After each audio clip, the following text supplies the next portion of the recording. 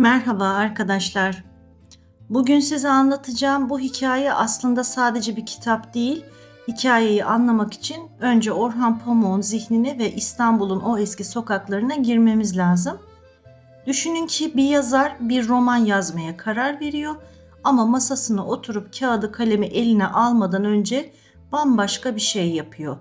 Orhan Pamuk 1990'ların sonunda kafasında bu aşk hikayesini kurarken önce gidip hikayenin geçeceği binayı satın alıyor.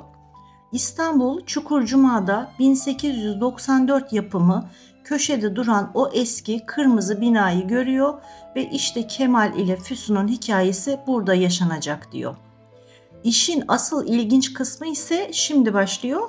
Pamuk binayı aldıktan sonra hemen yazmaya başlamıyor.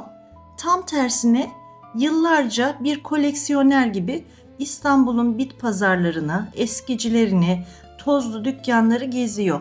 1970'li yıllarda bir evde ne varsa eski gazoz şişeleri, porselen biblolar, takvim yaprakları, o dönemin sinema biletleri, hatta insanların o zamanlar içtiği sigara markalarının paketlerini bile tek tek topluyor.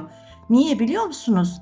Çünkü o önce eşyaları görüp sonra o eşyaların hikayesini yazmak istiyor. Yani kitaptaki o meşhur sahnelerin çoğu aslında yazarın elinde tuttuğu gerçek bir nesneden yola çıkarak kurgulanıyor. O meşhur 4213 adet sigara izmariti bile aslında o binanın duvarlarında sergilenmek üzere tek tek biriktirilmiş. Bu yüzden Masumiyet Müzesi dünyada bir ilktir arkadaşlar.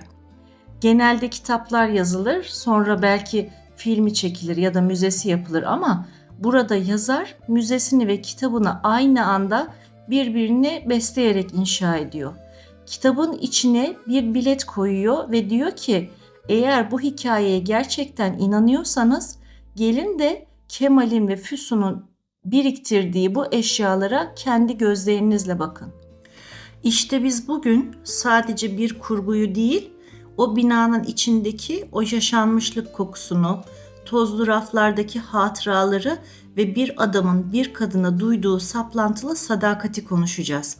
Hazırsanız 1975 yılının o güneşli gününe, her şeyin başladığı ilk o ana gidelim.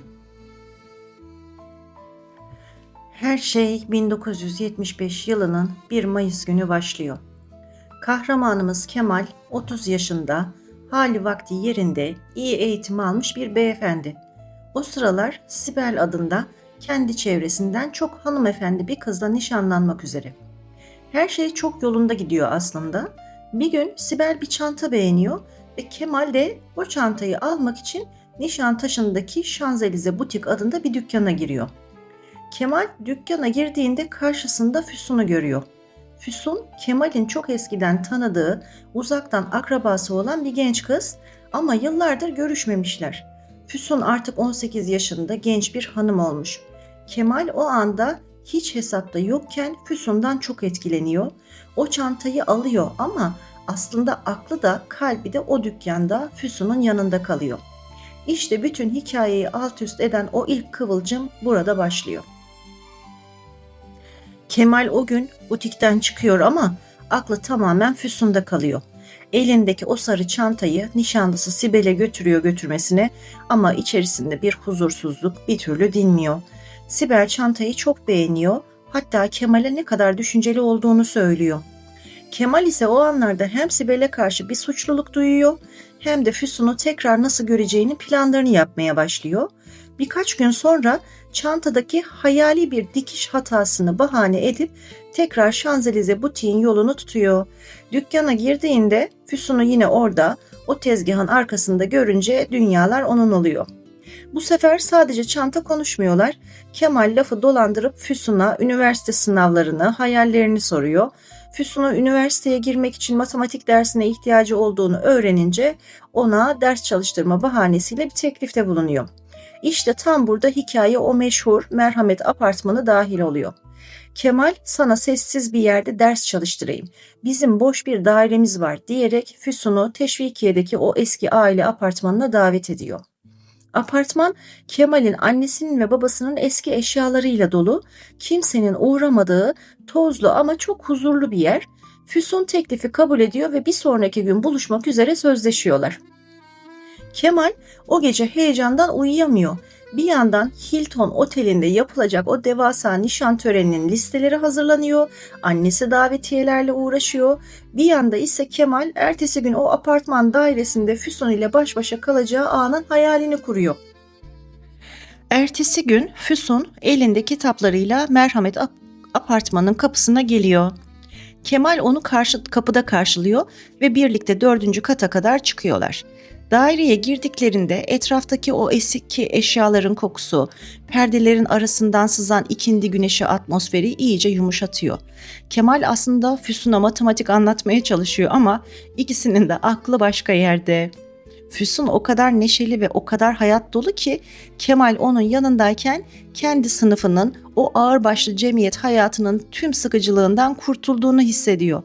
Masanın üzerinde duran eski bir kristal sürahiden su içiyorlar. Füsun dairesinin balkonundan dışarıya, teşvikiyenin kalabalığına bakıyor.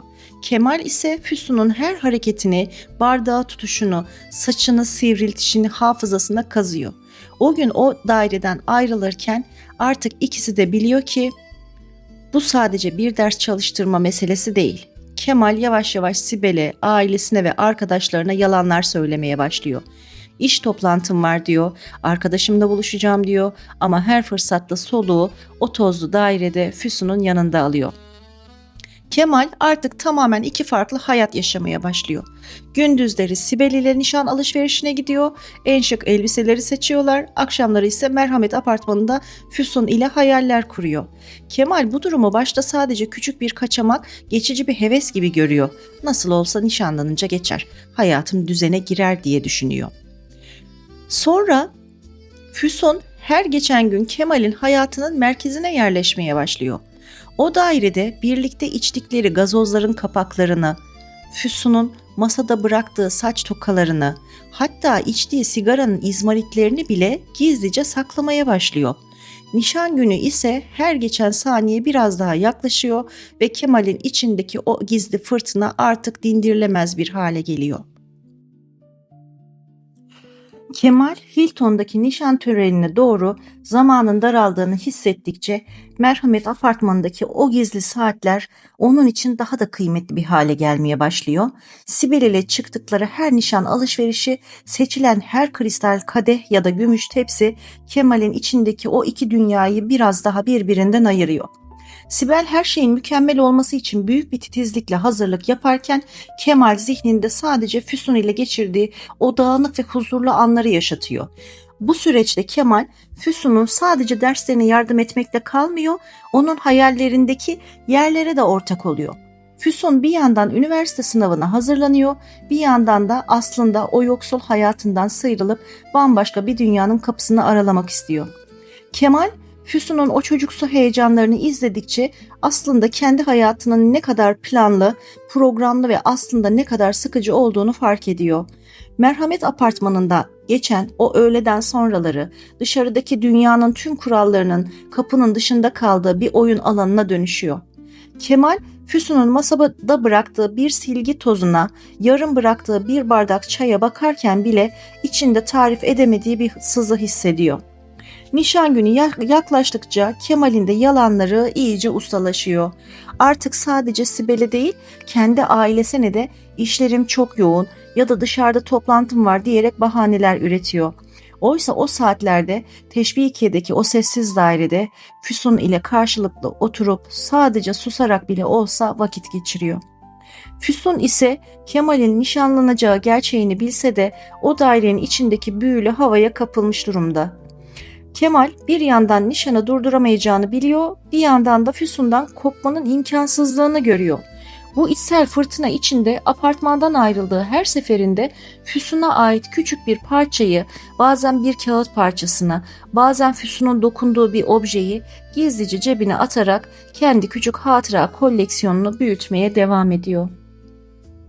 Hilton Oteli'ndeki o büyük nişan törenine artık sadece sayılı günler, hatta saatler kalmışken Kemal'in üzerindeki baskı dayanılmaz bir noktaya ulaşıyor.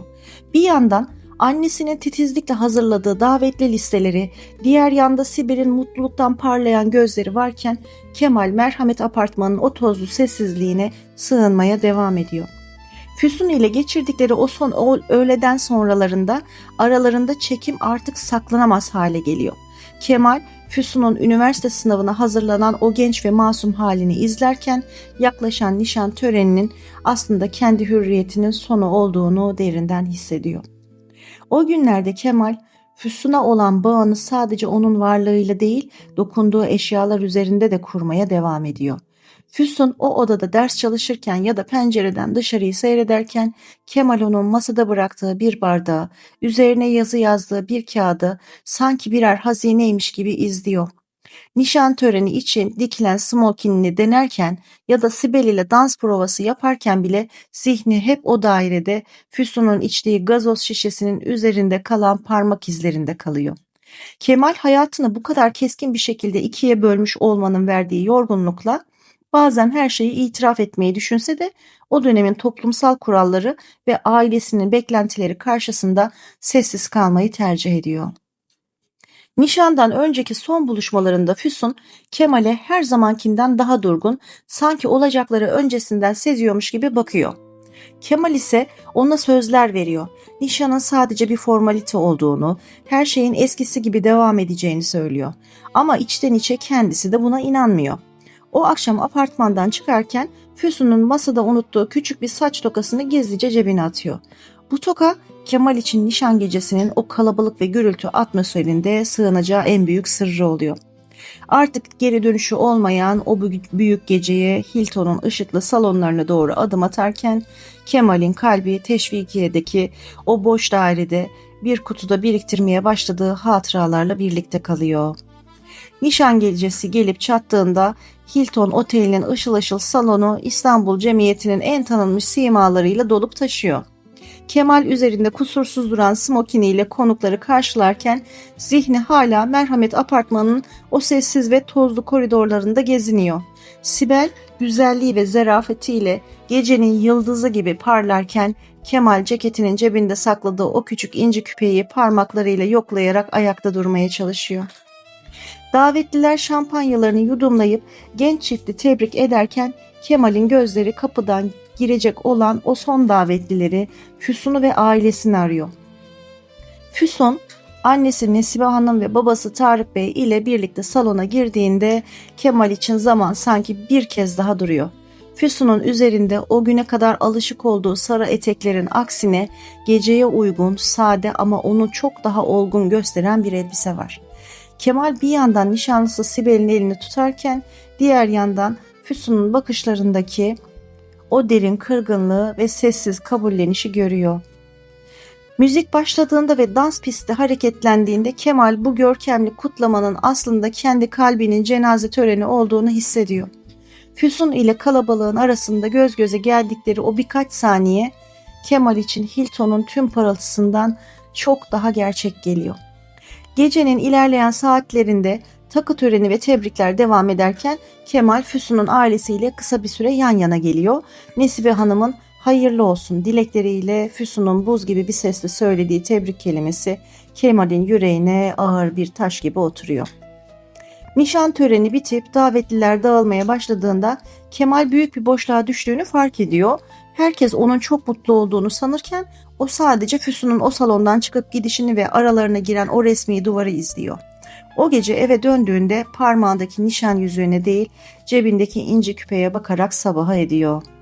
Artık hayatında hiçbir şeyin eskisi gibi olmayacağını, bu nişanın bir başlangıç değil bir ayrılığın resmi mührü olduğunu acı bir şekilde anlıyor.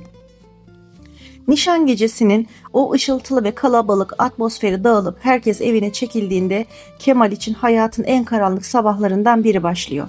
Nişanlısı Sibel ile her şey yolunda gibi görünse de Kemal'in zihni tamamen o gece salonu terk eden Füsun'da kalıyor. Ertesi gün içine düşen o tarif edilemez boşlukla hemen merhamet apartmanına, o tozlu daireye gidiyor. Füsun'un gelmesini, anahtarı kapıda dönmesini bekliyor ama ne gelen var ne giden. Saatler geçiyor, güneş devriliyor ama o dairenin sessizliği bir türlü bozulmuyor.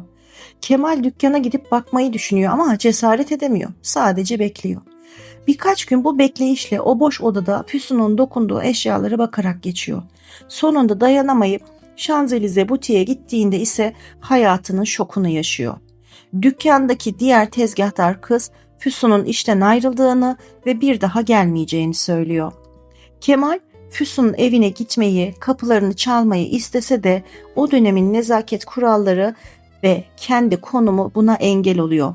Füsun sanki yer yarılmış da içine girmiş gibi ortadan kayboluyor. Kemal her gün merhamet apartmanına gidip saatlerce boşluğa bakıyor. Füsun'un masada bıraktığı bir toka, içtiği gazozun şişesi ya da üzerinde bir şeyler karaladığı o küçük kağıt parçaları Kemal için artık dünyadaki en değerli hazineler haline geliyor. Bu dönemde Kemal Sibel ile olan ilişkisini de sürdürmeye çalışıyor ama ruhu tamamen başka bir yerde. Sibel Kemal'deki bu durgunluğu nişan sonrası yorgunluğuna yorsa da aralarındaki o eski yakınlığın yerini bir mesafe alıyor.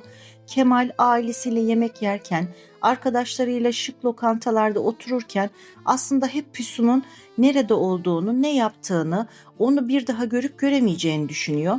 Hayatındaki her şeyin bir yalan üzerine kuruluymuş gibi hissetmeye başlıyor. Merhamet apartmanındaki o eski eşyalar konuşur hale geliyor. Onlara dokunarak Füsun'un varlığını hissetmeye çalışıyor. İşte Kemal'in o saplantılı koleksiyonculuğu o büyük yaz dönemiyle birlikte tam da bu sayfalarda bu derin sessizliğin içinde kök salmaya başlıyor.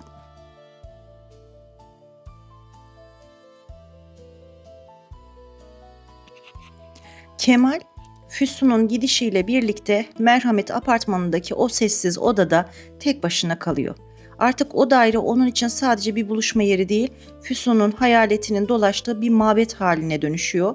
Füsun'un dükkandan ayrılması ve izini tamamen kaybettirmesi Kemal'i derin bir suçluluk ve pişmanlık duygusuna sürüklüyor.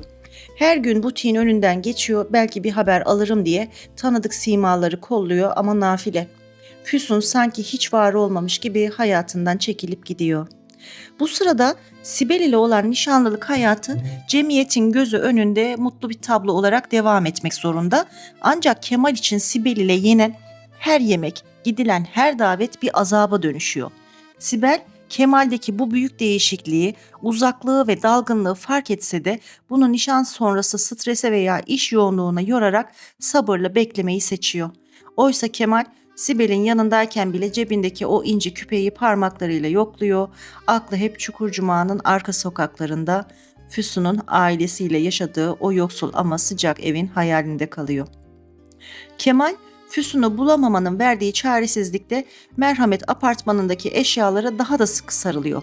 Füsun'un içtiği ve üzerinde ruj izi kalmış o son sigara izmaritini, üzerine matematik formülleri yazdığı kağıtları, hatta dokunduğu kapı kolunu bile kutsal birer nesne gibi görmeye başlıyor. Kendi kendine eğer bu eşyaları korursam Füsun bir gün mutlaka geri dönecek diye söz veriyor. Bu inanç onu hayata tutunmasını sağlayan tek dal oluyor. Günler haftalar ayları kovalarken Kemal başarılı bir iş adamı ve nişanlı bir erkek kimliğini dış dünyaya sergilemeye devam etse de ruhu o tozlu dairede biriktirdiği anıların içerisinde hapsolup kalıyor. Kemal için artık günler birbirinin kopyası haline geliyor. Sabahları işe gidiyor, aile şirketindeki masanın başına oturuyor ama gözü hep kapıda, kulağı hep telefonda. Acaba Füsun arar mı? Acaba bir haber gelir mi diye beklemekten işine odaklanamıyor. Sibel ile evlilik hazırlıkları ise durmaksızın devam ediyor. Anneleriyle bir araya gelip mobilya seçiyorlar, perdelerin rengine karar veriyorlar, düğün için mekan bakıyorlar. Kemal tüm bu süreci dışarıdan bir gözlemci gibi sanki kendi hayatı değilmiş gibi izliyor. İçindeki o boşluğu ise sadece merhamet apartmanına kaçtığı o birkaç saatle bastırabiliyor. O daireye her girişinde Füsun'un hayaliyle baş başa kalıyor. Artık dairesinin her köşesi Füsun'dan kalan bir hatırayla dolu. Masanın üzerinde bıraktığı yarım kalmış bir bardak çay öylece duruyor. Kemal ona dokunmaya bile kıyamıyor. Füsun'un ders çalışırken üzerine bir şeyler karaladığı o kağıtları defalarca okuyor. Hatta Füsun'un bir keresinde oturduğu koltuğun kumaşına sinen o hafif kokuyu duyabilmek için yüzünü yastıklara gömüyor. Kemal bu eşyalarla kurduğu dünyada yaşarken dış dünyadaki Sibel ile olan ilişkisi iyice mekanikleşiyor. Sibel, Kemal'in bu sessizleşen, içine kapanan halini gördükçe acaba bir hata mı oldu diye kendi kendine sormaya başlıyor. Kemal her seferinde yorgunum diyerek konuyu kapatıyor. Kemal'in Füsun'u bulma ümidi yavaş yavaş bir saplantıya dönüşüyor. Çukurcuma'daki evin önünden arabayla defalarca geçiyor. Pencerelere bakıyor ama perdeler hep kapalı. Füsun'un babası Tarık Bey'i de annesi Nesibe Hanım'ı sokakta görür müyüm diye saatlerce oralarda dolanıyor. Bir yandan kendi sınıfının o zengin Nişantaşı hayatının kurallarına uymaya çalışırken diğer yandan kalbi onun sürekli o yoksul ama Füsun kokan sokaklara çekiyor. Kemal Füsun'un yokluğunda aslında kendisinin de kim olduğunu unutmaya başlıyor. Elinde kalan o tek inci küpe artık onun için sadece bir takı değil, Füsun'un geri döneceğine dair tek dayanağı, tek pusulası oluyor. Kemal artık iyice içine kapandığı, kimseyle konuşmak istemediği bir döneme giriyor. İş yerinde dosyaların başında otururken bile aklı hep Merhamet Apartmanı'nda kalıyor. Sibel ile evlilik hazırlıkları, düğün mekanı bakmalar, davetiye seçmeler son hızıyla sürse de Kemal için bu hazırlıklar başka birinin hayatıymış gibi uzak geliyor. Sibel Kemal'deki bu büyük boşluğu doldurmak, onu neşelendirmek için elinden geleni yapıyor. Şık davetlere katılıyorlar, arkadaş gruplarıyla buluşuyorlar. Ama Kemal'in bedeni orada olsa da ruhu hep o tozlu dairede Füsun'un unuttuğu eşyaların arasına saklanıyor. Bir gün artık dayanamayacak noktaya geldiğinde Füsun'un ailesinin yaşadığı Çukurcuma'daki evin sokağına gitmeye karar veriyor. Arabasını uzağa park edip sanki bir yabancıymış gibi o sokağın köşesinde beklemeye başlıyor. Kalbi küt küt atarken o pencerelerden birinin açılması, Füsun'un başını dışarıya uzatmasını ya da kapıdan çıkıp bakkala gitmesini hayal ediyor. Ama sokak sessiz, perdeler sımsıkı kapalı. Kemal o gün orada saatlerce bekliyor ama Füsun'u göremiyor. Bu bekleyiş onda hem büyük bir hüzün hem de garip bir bağlılık yaratıyor. O sokağın kokusunu, oradaki bakkalı, sokaktaki kedileri bile Füsun'a ait olduğu için sevmeye başlıyor. Nişanlılık süreci ilerledikçe Kemal Merhamet Apartmanı'ndaki daireyi bir nevi Füsun tapınağına çeviriyor. Füsun'un içtiği gazoz şişelerini özenle bir kutuya yerleştiriyor. Üzerindeki parmak izlerini silmemek için onlara dokunmuyor bile. Sibel ile çıktığı bir akşam yemeğinde Sibel ona gelecekteki evlerinin dekorasyonundan bahsederken Kemal masadaki tuzluğu Füsun'un eline benzettiği için dalıp gidiyor. Sibel sonunda patlıyor ve Kemal'e neyi olduğunu, neden bu kadar uzaklaştığını soruyor. Kemal ise her zamanki gibi işler, yorgunluk diyerek geçiştiriyor. Ama artık yalanlar Kemal'in omuzlarına öyle bir yük bindiriyor ki her geçen gün biraz daha çöktüğünü, o eski neşeli Kemal'den eser kalmadığını herkes fark etmeye başlıyor. Kemal artık iyice kontrolünü kaybetmeye başladığını hissettiği bir boşluğun içine düşüyor. Sibel ile evlilik hazırlıkları, eşya seçmeleri ve düğün davetiyeleri üzerine yapılan konuşmalar ona başka bir dünyanın dertleriymiş gibi çok uzak geliyor. Bir akşam Sibel ile çıktıkları yemekte Sibel heyecanla müstakbel evlerinin perdelerinden bahsederken Kemal masadaki bir tuzluğu ya da yarım bırakılmış bir bardağa dalıp gidiyor. Sibel sonunda dayanamayıp "Kemal sen burada mısın?" diye sorduğunda Kemal sadece yorgun olduğunu söyleyip geçiştirse de artık yalanlar ona çok ağır bir yük gelmeye başlıyor. İçindeki bu büyük yangını biraz olsun söndürebilmek için tekrar Çukurcuma'daki o sokağın yolunu tutuyor. Arabasını köşeye çekip saatlerce o tanıdık pencerenin açılmasını bekliyor. Bir gün o kapının açıldığını ve Füsun'un annesi Nesibe Hanım'ın dışarıya çıktığını görüyor. Kalbi yerinden çıkacakmış gibi atmaya başlıyor ama gidip konuşmaya cesaret edemiyor. Nesibe Hanım'ın bakkala gidişini, elindeki filesini, yürüyüşünü bile Füsun'a dair bir iz taşıdığı için büyük bir dikkatle izliyor. O sokağın her bir köşesi, her bir kokusu Kemal için artık Merhamet Apartmanı'ndaki o sessiz daire kadar kutsal bir yer haline geliyor. Geceleri ise soluğu yine o boş dairede alıyor. Artık orası sadece bir oda değil, her köşesi biriktirdiği küçük hazinelerle dolu bir sığınak. Füsun'un bir keresinde oturduğu koltuğun kenarındaki hafif bir çöküntü, unuttuğu bir kağıt mendil ya da üzerine sınav notları aldığı bir defter sayfası. Kemal bu eşyalarla sanki Füsun hala yanındaymış gibi konuşuyor. Onlara dokunarak teselli bulmaya çalışıyor. Sibel ile evleneceği gün her geçen saniye biraz daha yaklaşırken Kemal'in ruhu o tozlu dairede bir kutunun içine hapsettiği bir küçük hatıraların arasında kaybolup gidiyor. Dış dünyaya gösterdiği o başarılı iş adamı maskesi ise artık her geçen gün biraz daha çatlıyor. Kemal o günlerde artık vaktinin büyük bir kısmını iş yerinde değil, Merhamet apartmanındaki o sessiz dairede geçirmeye başlıyor. Sibel ile evlilik hazırlıkları, mobilya seçimi, davetiye listeleri gibi konular açıldığında Kemal sanki başka bir dilde konuşuluyormuş gibi boş gözlerle bakıyor. Sibel Kemal'in bu derin sessizliğini ve kendisinden her geçen gün biraz daha uzaklaşmasını artık görmezden gelemiyor. Aralarındaki o eski neşeli sohbetlerin yerini Kemal'in kısa ve geçiştirici cevapları alıyor. Sibel bir sorun olduğunu anlıyor ve Kemal her seferinde çok çalışıyorum, yorgunum diyerek ördüğü duvarın arkasına saklanıyor. Kemal'in Füsun'a olan özlemi bir süre sonra sadece onu düşünmekten çıkıp ona ait ne varsa toplama arzusuna dönüşüyor. Merhamet apartmanındaki o dairede Füsun'un bir zamanlar oturduğu koltuğun kenarındaki hafif çöküntüye bakarak saatlerini geçiriyor. Füsun'un bir keresinde ders çalışırken kullandığı kurşun kalemi ucunun sivrildiğini bozmadan saklıyor. O odadaki her nesne Kemal için Füsun'un bir parçası haline geliyor. Bir gün masasının altında Füsun'un o meşhur sarı ayakkabılarından birinin tokasını bulduğunda onu avucunun içinde sımsıkı tutarak hıçkıra hıçkıra ağlıyor. Bu eşyalar Kemal'in hayata tutunmasını sağlayan tek gerçeklik oluyor. Allah'ım, ne aşkmış arkadaşlar diyorum ya, ne aşkmış. Dış dünyadaysa ise annesi Vecihe Hanım düğün hazırlıkları için bastırıyor. Kemal annesinin heyecanını ve Sibel'in çabasını gördükçe vicdan azabı çekse de kalbindeki o büyük boşluğu Sibel ile dolduramayacağını biliyor. Bir akşam Sibel ile baş başa kaldıklarında Sibel ona açıkça "Kemal, eğer bu evliliği istemiyorsan bana şimdi söyle" diyor.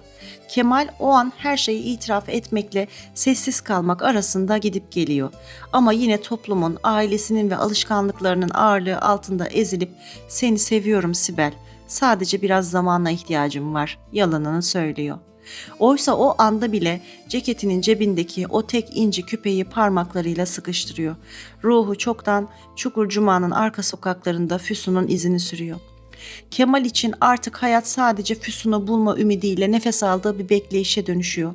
Şanzelize butikten hiçbir haber çıkmayınca Kemal artık gizli gizli Çukurcuma'daki evin etrafında daha fazla vakit geçirmeye başlıyor. O tozlu sokaklarda eski binaların arasında arabasıyla turlarken kendini hem o mahalleye ait hissediyor hem de bir yabancı gibi dışlanmış.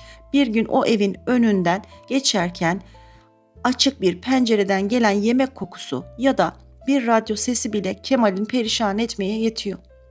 İçinden Füsun şu an orada, belki de o radyoyu dinliyor diye geçiriyor ama kapıyı çalıp içeriye girmeye ne cesareti var ne de toplumsal konumu buna müsaade ediyor. Bu sırada nişanlısı Sibel ile olan ilişkisi artık iyice bir görev haline geliyor. Sibel Kemal'deki bu büyük çöküşü görüyor ama sebebini bir türlü çözemiyor. Kemal'in cinsel olarak kendisinden uzaklaşması, akşamları dalıp gitmeleri Sibel'i içten içe kemiriyor.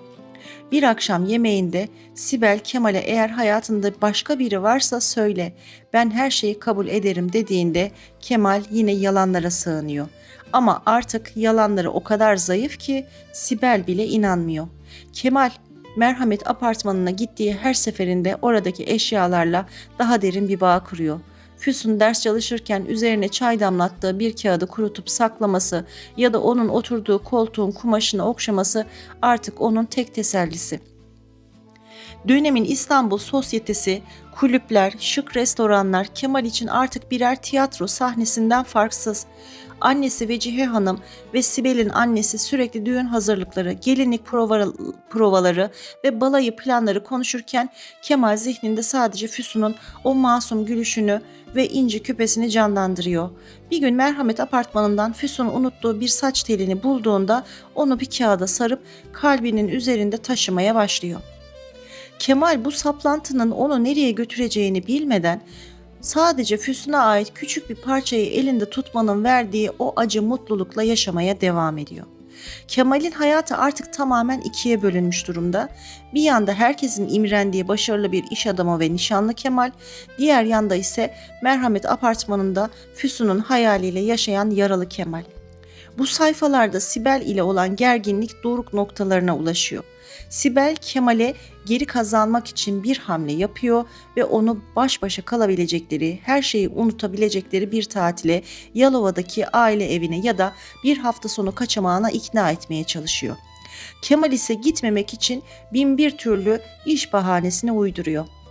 Çünkü bir gün bile İstanbul'dan, yani Füsun'un nefes aldığı bu şehirden uzak kalmak ona ölüm gibi geliyor. Bu dönemde Kemal'in toplayıcılığı artık kontrolsüz bir hal alıyor. Sadece Merhamet apartmanındaki eşyalar yetmiyor. Füsun'un ailesinin evinin yakınındaki bir bakkaldan Füsun'un da almış olabileceğini düşünerek rastgele şeyler almaya başlıyor. Bir paket bisküvi, bir şişe gazoz, sırf o mahalleye ait olduğu için bu nesnelere kutsallık atfediyor. Sibel sonunda Kemal'deki bu tuhaflığı iyice sorgulamaya başlıyor ve bir gün Kemal'i Merhamet apartmanına kadar takip etmeyi bile düşünüyor.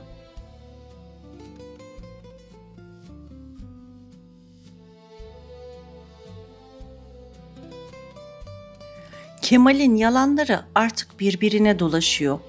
Birine toplantıdayım derken diğerine annemleyim diyor ama aslında o tozlu dairede Füsun'un içtiği eski bir bardakla dertleşiyor.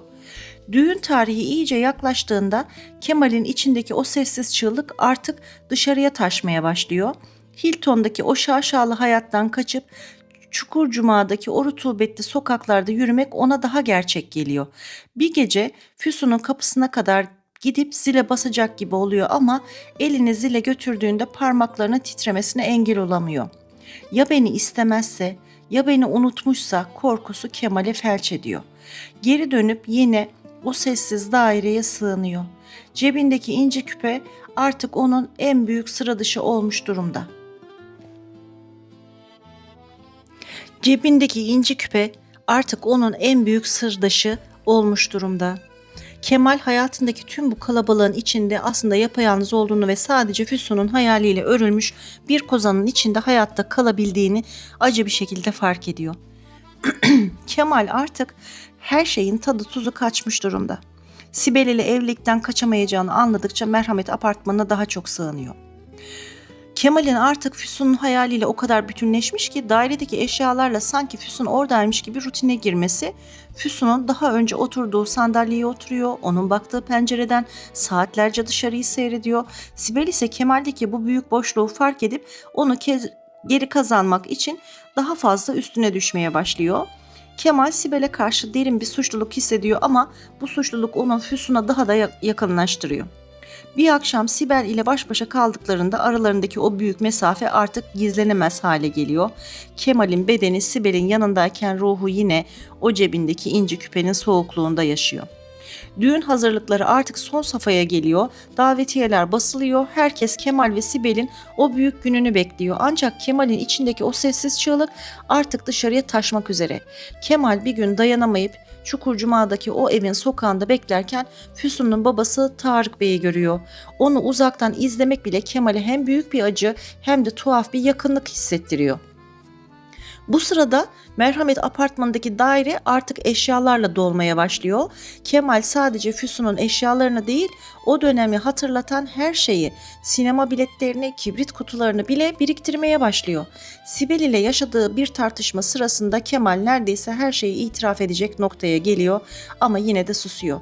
Kemal'in bu sessizliği aslında fırtınadan önceki o ağır sessizlik gibi, her şey bir anda yıkılacağını okuyucu artık bu sayfalarda iyice hissediyor. Kemal ile Sibel'in ilişkisi resmen çatlamaya başlıyor arkadaşlar. Kemal, Sibel'in iyileştirme çabaları ve aralarındaki bağı tekrar kurabilmek için onu bir süreliğine şehirden uzaklaştırmaya, ailelerinin yazlığına ya da bir tatile götürmeye davet ediyor. Kemal gitmemek için direniyor çünkü İstanbul'dan ayrılmak demek Füsun'un nefes aldığı havadan ayrılmak demek. Her neyse sonunda kabul ediyor. Fakat o tatile gidiyorlar. O tatil Kemal için bir işkenceye dönüşüyor. Sibel'in tüm yakınlık çabalarına rağmen Kemal'in buz gibi tavrı Sibel'i çileden çıkarıyor. Kemal tatil boyunca hala elindeki inci küpeyle, Füsun'un saç tokasıyla uğraşırken Sibel sonunda Kemal'in hayatında başka biri olduğundan, hatta bunun bir saplantıya dönüştüğünden şüphelenmeye başlıyor. Geri döndüklerinde artık hiçbir şeyin eskisi gibi olmayacağı ve o büyük yüzleşmenin yaklaştığı belli oluyor. Kemal tatil dönüşü soluğu yine Merhamet apartmanında alıyor. Artık o daire onun gerçek evi. Dış dünyası ise bir yalan haline dönüşüyor. Kemal'in eşyalarla kurduğu o tuhaf ilişki öyle derinleşiyor ki Füsun'un unuttuğu bir kalemi eline aldığında onun parmak izlerini hissetmeye başlıyor. Bir yandan da Füsun'u bulmak için yeni yollar deniyor. Eski tanıdıkları yokluyor. Dükkanına tekrar gidiyor, geliyor ama bir türlü ulaşamıyor. Her seferinde bir duvarla karşılaşıyor. Sibel ile olan nişanlılık hali artık bir görev olmaktan çıkıp bir hapse dönüşüyor. Sibel, Kemal'in Merhamet apartmanına sık sık gittiğini öğrenince oraya baskın yapmayı bile düşünüyor. Kemal'in yalanları o kadar birbirine karışıyor ki artık kiminle nerede ne konuştuğunu unutur hale geliyor. Her şeyin ortaya çıkması an meselesiyken Kemal sadece cebindeki inci küpeye sığınıp Füsun'un bir gün ansızın o kapıdan gireceği hayaliyle yaşamaya devam ediyor. Düğüne artık sadece günler kalmışken o büyük patlama yaşanıyor. Kemal içindeki bu yangını daha fazla saklayamayacağını anlıyor. Sibel ile olan ilişkisi bir akşam yemeğinde patlak veren o meşhur kavgayla geri dönülmez bir yola giriyor. Sibel cebindeki inci küpeyi ve ona benzer bir kanıtı ya da Kemal'in o buz gibi tavrını artık kabul edemez hale geliyor. Kemal belki de ilk defa bu kadar açık bir şekilde mutsuz olduğunu ve evliliğin olmayacağını hissediyor. Nişan atılma noktasına geliyor ama aileler devreye giriyor. Toplumsal baskı, beklentiler derken Kemal yine o çemberin içerisinde takılıp kalıyor. Kemal bu kargaşaların ortasında Çukurcuma'daki o sokağa gidiyor yine. Kapının önünde saatlerce bekliyor Füsun belki oradan çıkar diye. Sonra Kemal ile Sibel arasındaki o meşhur gerginlik artık bir sessiz savaş haline dönüşüyor. Kemal Merhamet apartmanında geçirdiği saatleri artık gizleme ihtiyacı bile duymuyor. Sibel Kemal'deki bu boşluğun basit bir kaçamak olmadığını, ruhsal bir çöküş olduğunu iyice anlıyor. Kemal'in eşyalarla olan bağı öyle tuhaflaşıyor ki Füsun'un daha önce dokunduğu bir kapı kolunu ya da oturduğu sandalyeyi saatlerce izliyor. Sibel bir gün Merhamet apartmanına geliyor ve oradaki o eşya yığınını, o hüzünlü atmosferi kendi gözleriyle görüyor. Bu sahnede Sibel'in yaşadığı o hayal kırıklığı çok büyük. Kemal artık yolun sonuna geldiğini hissediyor ama Füsun'dan vazgeçmek yerine Sibel ile olan o ışıltılı hayatını feda etmeyi göze alıyor.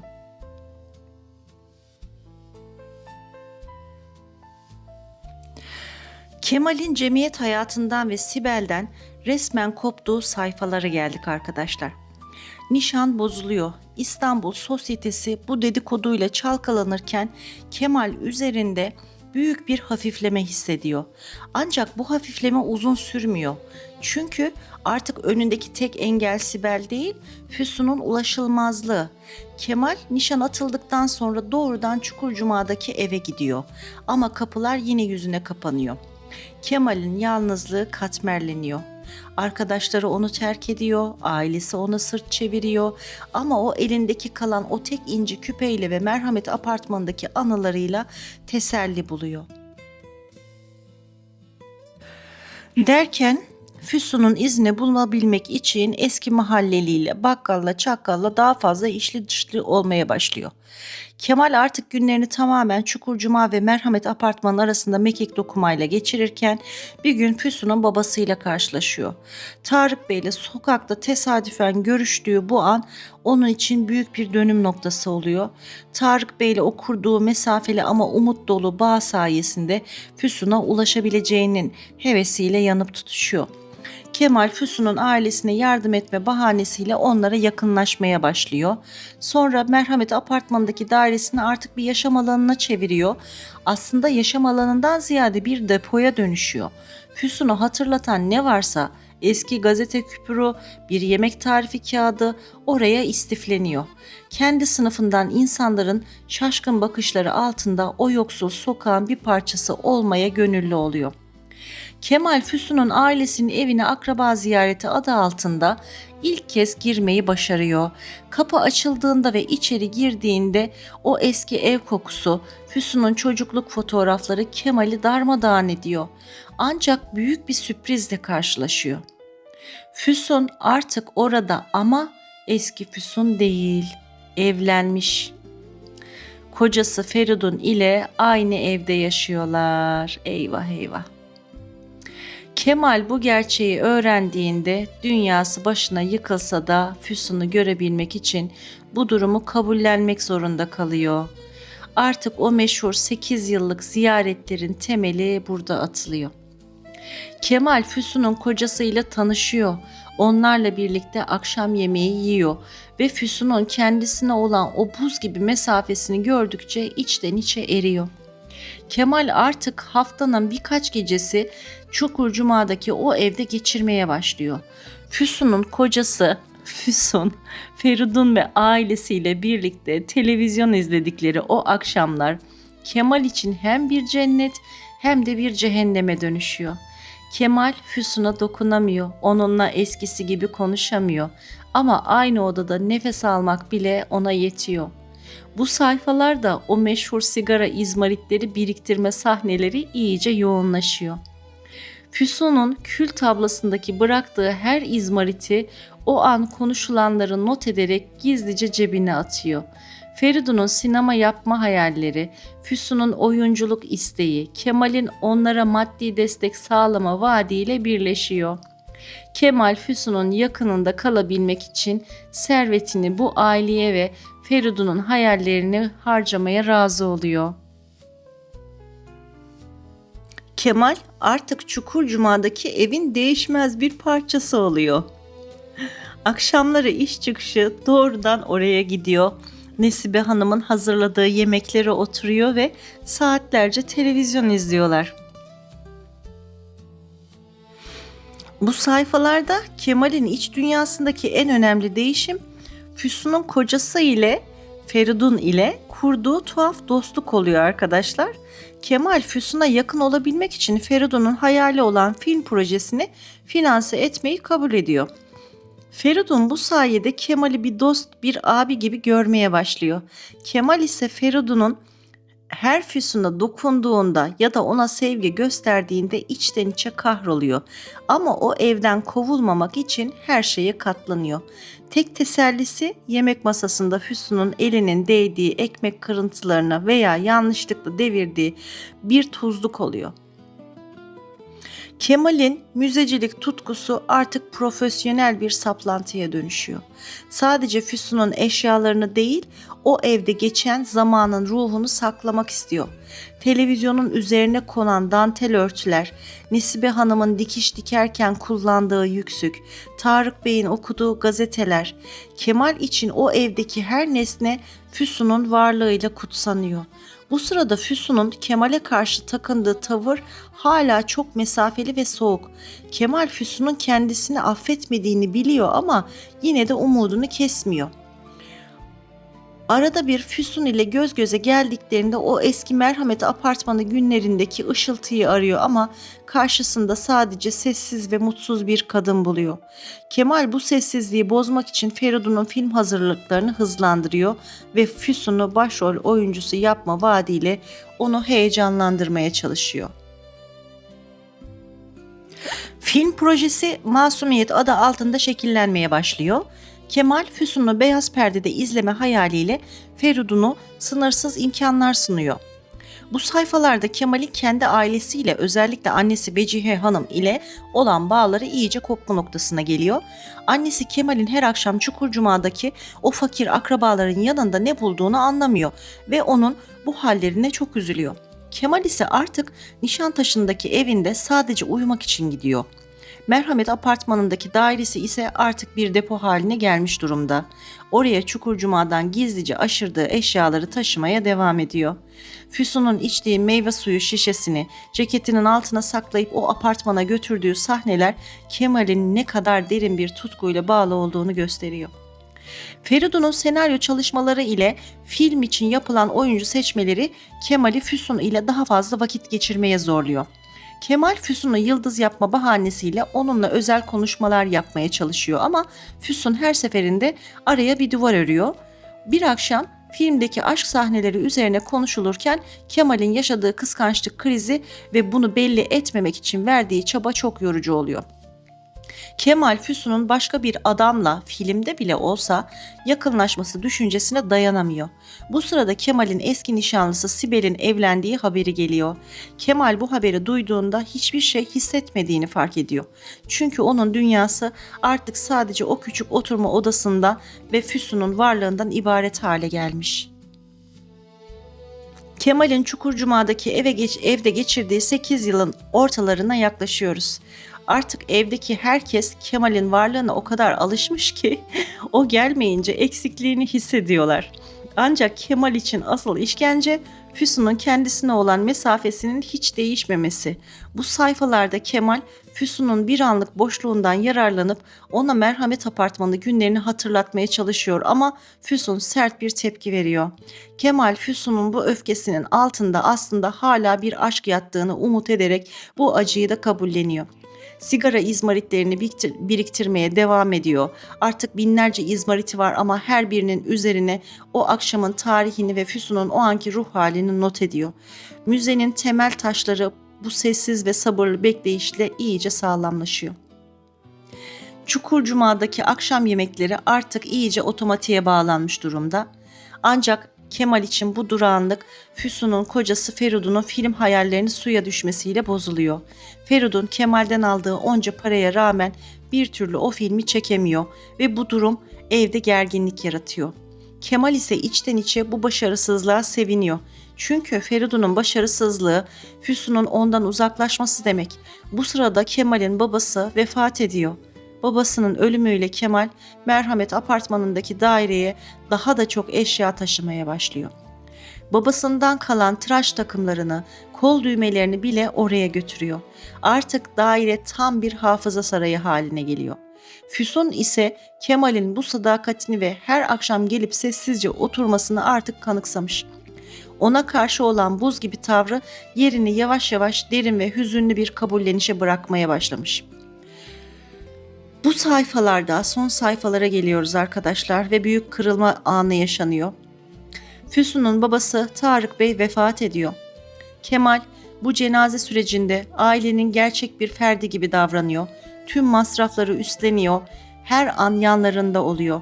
Füsun'un kocası Feridun ise film işlerindeki başarısızlığı ve Kemal'in aile üzerindeki bu sarsılmaz otoritesi altında ezilerek iyice uzaklaşıyor. Sonunda Feridun Füsun'u ve evi terk edip gidiyor. Yaşasın. Kemal için 8 yılın sonunda beklediği o an geliyor. Füsun artık özgür. Artık Füsun bu özgürlüğü hemen Kemal'e koşarak kullanmıyor. Yas tutuyor ve Kemal'den sadece sabır bekliyor. Kemal ise bu dönemde Füsun'un ağladığı mendilleri, babasından kalan boş ilaç kutularını bile müzesi için toplamaya devam ediyor. Feridun'un gidişi ve yaz sürecinin hafiflemesiyle Kemal ve Füsun yıllar sonra ilk kez yalnız kalmaya başlıyorlar. Kemal, Füsun'u ve annesi Nesibe Hanım'ı Avrupa seyahatine çıkarma planları yapıyor. Bu sayfalarda Kemal'in mutluluğu ve heyecanı o kadar saf ki sanki 1975 yılında o genç adama dönüşüyor. Ancak Füsun hala biraz mesafeli, sanki geçmişin yaralarını da tam saramamış gibi. Kemal Füsun'u ikna ediyor ve birlikte Paris'e, oradan da bir araba yolculuğuna çıkmaya karar veriyorlar. Yolculuk öncesi Kemal, Merhamet apartmanındaki tüm eşyaları düzenliyor. Sanki Füsun'la dönecekleri o büyük hayata hazırlanıyor. Füsun, Kemal'in bunca yıl biriktirdiği eşyaları ve sigara izmaritlerini öğrendiğinde büyük bir şaşkınlık yaşıyor. Kemal'in ona olan saplantılı aşkının büyüklüğü karşısında hem korkuyor hem de derinden etkileniyor. Ve o trajik yolculuk başlıyor. Kemal, Füsun ve Nesibe Hanım, Kemal'in yeni aldığı 56 model Chevrolet ile Avrupa'ya doğru yola çıkıyorlar. Edirne yakınlarında bir otelde konakladıkları gece Kemal ve Füsun yıllar sonra ilk kez gerçekten baş başa kalıyorlar. Ancak o gece aralarında geçen konuşmalar, geçmişin muhasebesi ve Füsun'un içindeki o dindiremediği kırgınlık atmosferi ağırlaştırıyor. Ertesi gün yola devam ederken Füsun direksiyonun başına geçmek istiyor. Kemal başta tereddüt etse de ona kıyamıyor. Füsun arabayı sürerken Kemal'e bakıp sanki tüm bu 8 yılın ve kaçırılmış hayatının hesabını sorar gibi bir tavır takınıyor ve o korkunç an yaşanıyor. Füsun arabayı bilerek ya da bir anlık dalgınlıkla bir ağaca doğru sürüyor ve sonunda korkunç bir kaza meydana geliyor. Kazadan sonra Kemal yaralı kurtuluyor ama Füsun hayatını kaybediyor. Kemal için artık dünya tamamen durmuş. Nesibe Hanım ile birlikte bu büyük acıyla baş başa kalıyorlar. Kemal, Füsun'un ölümünden sonra hayatının geri kalanını tamamen o müzeye adıyor. Dünyadaki tüm müzeleri geziyor. Müzecilik öğreniyor ve Çukurcuma'daki o evi Füsun'un o 8 yılının anısına Masumiyet Müzesi olarak resmen açıyor. Romanın bu son sayfalarında yazar Orhan Pamuk bizzat hikayeye dahil oluyor. Kemal ona tüm bu hikayeyi ve topladığı eşyaları anlatıyor. Kemal müzenin bir köşesinde yatağında Füsun'un eski eşyalarla arasında yaşlanıyor ve kitabın o unutulmaz son cümlesiyle veda ediyor. Herkes bilsin, çok mutlu bir hayat sürdüm. Çünkü Kemal sevdiği kadını kaybetmiş olsa da onunla geçen her saniyeyi nesnelere hapsetmiş ve aşkını ölümsüz kılmıştır. Arkadaşlar, hikayeyi bitirdik ama asıl mesele şimdi başlıyor. Kemal'in yaptığına 100 yılın aşkı mı demeli miyiz yoksa 100 yılın saplantısı mı bilemedim. Ya siz kitabı okuyanlar da benimle aynı sıkıntıya düştünüz mü bilmiyorum ama kitapta çok fazla döngüler yaşadım. Sürekli o apartmana gitmesi, eli sürekli cebinde inci küpe, o kadar çok yazar, o kadar çok yerde, o kadar çok şeyi tekrar etmiş ki bilmiyorum fark ettiniz mi? Sürekli 200 ile 300. sayfa arasında bir döngü yaşıyorsunuz. Gidiyor, geliyor, iş modunda güya yorgunum diyor, Sibel'e yalanlar söylüyor, apartmana gidiyor, işte müzecilik için eşyalar topluyor ama bunlar sürekli kitabın içerisinde sürekli tekrar ediyor ve insanı bayıyor. Ambiyane bir tabir kusura bakmayın ama insanı bayıyor. Ben oralarda çok rahatsız oldum açıkçası. Çok daha böyle akıcı ya da daha farklı şeyler yazılabilirdi. Bu naçizane kendi fikrim, kitap hakkındaki fikrim. Ayrıca düşünsenize, bir adam sevdiği kadına dokunamadığı için onun içtiği 4213 adet sigara izmaritini biriktiriyor. Onun dokunduğu tuzluğu, bindiği otobüsün biletini, hatta attığı saç tokasını kutsal bir emanet gibi saklıyor. Bu bir insanı sevmek mi, yoksa o insanı eşyalar üzerine hapsedip kendine ait bir dünya kurmak mı? Saplantıdan başka bir şey değil gibi geliyor bana. Tabii herkesin fikri kendine. Kemal Füsun'u gerçekten sevdi mi, yoksa Füsun'un etrafındaki o masumiyet anına mı aşık oldu? Bunlar tartışılacak konular. Belki de Kemal Füsun'u kaybetmeseydi, onunla evlenip sıradan bir hayat sürseydi bu eşyaların hiçbir değeri kalmayacaktı. Orhan Pamuk bence bize şunu sorduruyor. Mutluluk sevdiğinle bir ömür geçirmek midir? Yoksa sevdiğinle geçirdiğin o tek bir altın anı bile durdurup geri kalan tüm hayatını o anı bekleyerek harcamak mıdır? Kemal çok mutlu bir hayat sürdüm diye bitiriyor kitapta ve öyle veda ediyor. Peki ya Füsun? O 8 yıl boyunca o akşam yemeği masasında Kemal'in her hareketini izlediğini bildiği o sessiz evde sizce Füsun mutlu muydu? Yoksa o da mı bu müzenin yaşayan bir parçası haline gelmişti? Sizce birini sevmek onun her şeyini biriktirmek mi, yoksa gitmesine izin vermek mi? Kemal bir aşık mıydı, yoksa bir ana hırsızı mı? Bilemiyorum, karar sizin. Ama birini sevmek bence onun yoluna daha fazla çıkmak değil, onun mutlu olduğunu görmektir. Yorumlarda buluşalım arkadaşlar. Görüşmek üzere.